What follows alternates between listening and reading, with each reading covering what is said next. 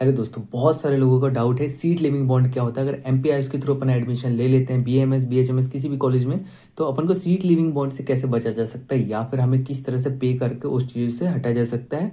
उस सीट को अपन छोड़ के कैसे उस कॉलेज को लीव कर सकते हैं। तो इसके लिए अपन के पास ऑफिशियल डॉक्यूमेंट्स के साथ साथ ऑफिशियल नोटिस है, जिसके बारे में अपन पूरी तरह डिस्कस कर लेंगे। ये देखो जूम करके बता देता हूँ सीट लिविंग बॉन्ड के बारे में। इसका पूरा प्रोफार्मा है कि किस पे अपन कब कैसे सिग्नेचर करेंगे, पेरेंट्स हमारे क्या उस पर लिख कर देंगे कि क्या चीज़ें होती हैं, कितना पे करना पड़ेगा किस कॉलेज में। अगर हमारे देखो सबसे बड़ी चीज़ ये है कि किसी भी फिर कॉलेज में शासकीय स्वशासकीय कॉलेज में अपन एडमिशन नहीं ले सकते 2 से 3 साल तक। वो चीज़ भी इस पर लिखा हुआ है, तो उस पर अपन डिटेल में बात करने वाले हैं।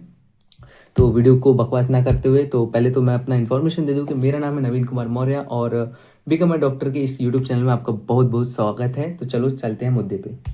देखिए ये पंडित खुशीलाल का ऑफिशियल नोटिस है। ऑफिशियल नोटिस क्या है देखियो, डेट तो इसमें लिखी नहीं है क्योंकि डेट इसमें नोटिस के अंदर ही मेंशन है। देखो मेंशन क्या है, as per gazette notification date 9/11/2020 state government of Madhya Pradesh Ayurveda homeopathy Unani natural yoga entrance rule 2020। मतलब इस रूल में क्या कहा गया था, student who are taking admission under graduate course this institute through NEET.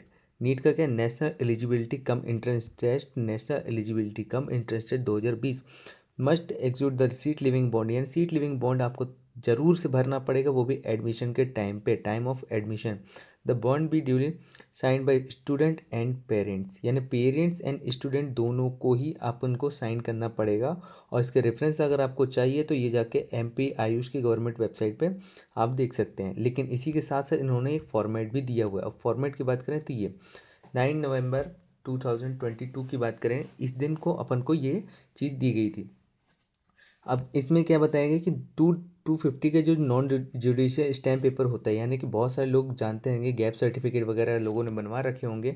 जिसने अभी तक गैप सर्टिफिकेट नहीं बनवाया और कैसे बनवाया है वो भी जाके चैनल पर मैंने उसकी पूरी लॉन्ग वीडियो डाल रखी है कि कैसे बनवाना है, उसमें क्या क्या लिखना है, वो भी जाके चेकआउट कर सकते हैं। और इसी के साथ साथ एक इंपॉर्टेंट इन्फॉर्मेशन आप लोग को दे दूँ कि मैंने एक गूगल फॉर्म बनाया हुआ है जिसमें बहुत सारे लोगों की इन्फॉर्मेशन है कि काउंसलिंग से रिलेटेड लोगों को जो जो डाउट आ रहे हैं उनकी काउंसलिंग कराई जा रही है। और बहुत सारे रिस्पॉन्स आ चुके हैं। रिस्पॉन्स देखो 191 रिस्पॉन्स अभी तक के टाइम पे हो चुके हैं। बहुत से देखो जनरल कैटेगरी की अगर बात करें तो 11 से 19 यानी 15-20% तक है। ओबीसी कैटेगरी के बहुत सारे लोग हैं। ओबीसी कैटेगरी लगभग 75% लोगों ने रिस्पॉन्स किया है। और अलग अलग स्टेट से मध्य प्रदेश, महाराष्ट्र, उत्तर प्रदेश, बिहार और भी यूपी, वेस्ट बंगाल, राजस्थान, अलग अलग जगह से लोगों ने रिस्पॉन्स किया हुआ है।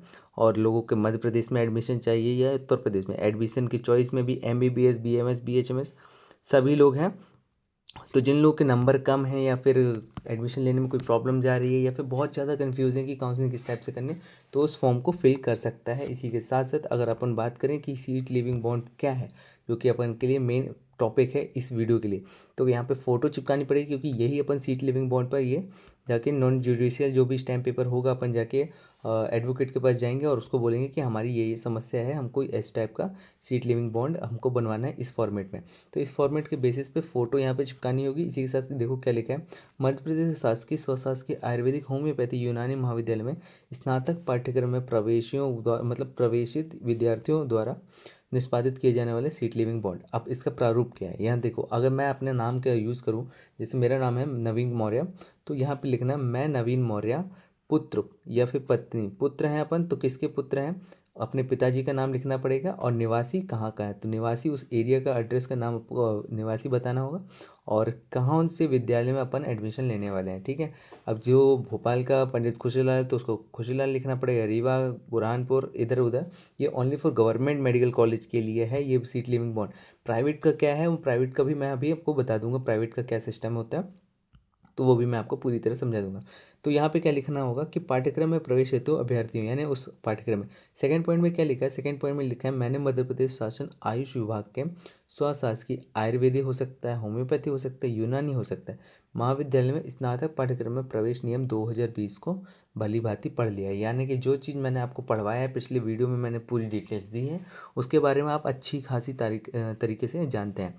अब थर्ड पॉइंट में क्या लिखा है, मैं सामान्य या फिर आरक्षित श्रेणी का छात्र या छात्रा हूँ, ठीक है, नॉर्मल थी। चौथी बात क्या लिखा है, मैं एतद द्वारा ये बंद पत्र निम्न शर्तों में निष्पादित करता या करती हूँ।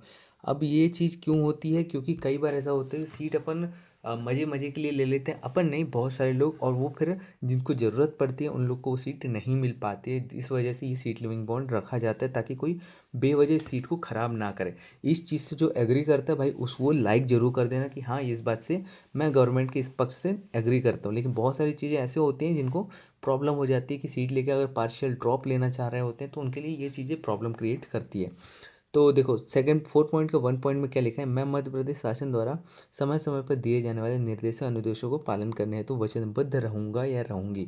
अब सबसे इम्पोर्टेंट चीज़ जो कि बॉन्ड की ये होती है वो क्या है, यह है कि अंतिम चरण की नीट काउंसलिंग 2020 में BAMS, BHMS या BOMS पाठ्यक्रम में प्रवेश लेने के पश्चात शासकीय स्वशासकीय संस्था में अपनी सीट रिक्त करता या करती हूँ अथवा त्यागपत्र देती हूँ और किसी अन्य छात्र या छात्र द्वारा उस सीट पर प्रवेश की संभावना नहीं है। इसका मतलब क्या है, काउंसलिंग आपकी एंड हो जाती है, उसके बाद आप एक आध महीना रुक जाते हैं, उसके बाद आप सीट लीव करते हैं, तब उस कंडीशन में क्या होगा, उस स्थिति में मैं 2 लाख रुपए, यही चीज़ आप सुनना चाह रहे थे, 2 लाख रुपए, कुल 2 लाख रुपए संबंधित शासकीय विद्यालय में अर्थदंड स्वरूप जमा करने हेतु बाध्य रहूँगा या रहूँगी। और अगले 3, देखो मैं इस चीज़ के बारे में आपको बात कर रहा था, वो चीज़ क्या है, अगले 3 वर्षों तक मुझे प्रदेश के किसी भी शासकीय स्वशासकीय आयुर्वेदिक, होम्योपैथी, यूनानी महाविद्यालय में पात्रता नहीं होगी। तो टेंशन लेने वाली बात नहीं है। अगर आप MBBS अगर आप निकाल लेते हैं तो आपको कोई दिक्कत नहीं है, आप किसी भी कॉलेज में पढ़िए। लेकिन अगर आप MBBS नहीं निकाल पाते हैं और नहीं निकालने के बाद आप दोबारा आयुर्वेद कॉलेज या होम्योपैथी कॉलेज या यूनानी कॉलेज, किसी भी कॉलेज में अगर आप एडमिशन लेने की दोबारा सोचते हैं, आपके कम नंबर है, तब इस कंडीशन में आप यहाँ पे एडमिशन नहीं ले सकते। तब आपको फिर BPT साइड जाना पड़ेगा, नर्सिंग साइड जाना पड़ेगा, या फिर और भी चीज़ें हो सकती है कि हो सकता है आपको एक और साल का ड्रॉप लेना पड़े। तो ये मोस्ट इंपॉर्टेंट चीज़ होती है जो कि मैंने आपको ज़रूर से क्लियर कर दिया, आप कंफ्यूज नहीं होना।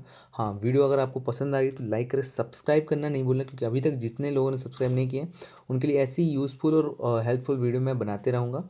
तो इस चीज़ के लिए, मेरे सपोर्ट के लिए आप ज़रूर सब्सक्राइब जरूर कर देना और कमेंट जरूर कर देना कि हाँ भैया ये बात आपकी पसंद आई, आपने बहुत क्लियर ढंग से समझाया है। तो ठीक है, गवाह के तौर पे आपको इनको 2 गवाह रखने पड़ेंगे।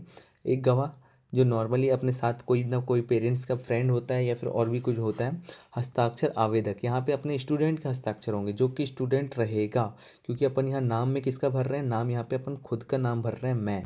ठीक है। और क्या चीज़ होगा, प्रतिमूर्ति करता है, यानी कि जो आपके साथ खड़े होकर देख रहा है उसके उसके बारे में यहाँ पे डिटेल है।